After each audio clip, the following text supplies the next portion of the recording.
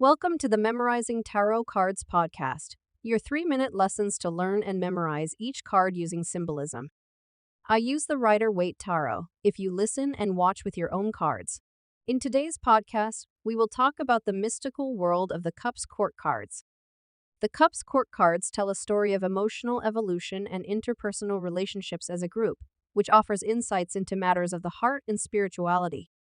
Together, these cards share a progression of emotional growth and self-discovery, encouraging us to explore and embrace the full spectrum of our feelings. Today, before we dive into each court card for cups, I wanted to provide a quick overview of the court cards as a group. Understanding their purpose will help with memorizing them individually. Let's also uncover some strategies for memorizing these complex figures. Court cards often serve as mirrors, reflecting aspects of ourselves or key figures in our lives. They embody personalities, characteristics, and stages of personal development. In readings, they can represent actual people, influences, or the querent's own emotional and psychological state.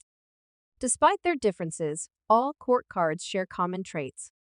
Each set, from pages to kings, represents a journey of maturity where you move from the innocence of the page, the sense of adventure with the knight, the nurturing and understanding with the queen, and finally, to mastery and authority with the king. The cards may imply masculine or feminine, but they are in fact gender neutral. Maturity may also imply age, but in reality, the court cards are talking about maturity within a journey in their lives, not their age. Let's share some examples to help with this concept, as it relates to cups.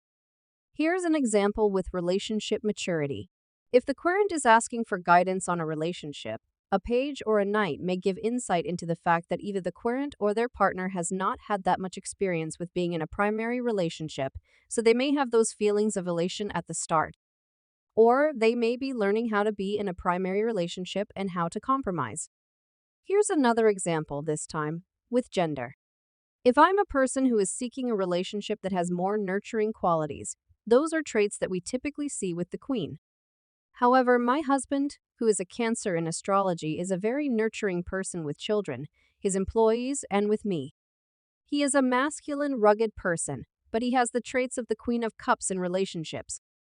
Memorizing court cards can be daunting due to their nuanced meanings, and we will get into the symbolism as we explore each card individually. A helpful approach is to associate each card with a familiar person in your life, or a familiar archetype with each court card. For instance, using archetypes, you can think of the pages as students or messengers, knights as adventurers or advocates, queens as nurturers or influencers, and kings as leaders or authority figures. Think of someone in your life that reminds you of each archetype, and think of the traits of that familiar person when the card comes up in a reading. Personalizing the cards in this way can make their meanings more relatable and easier to recall during readings. Memorizing the cards takes repetition and practice.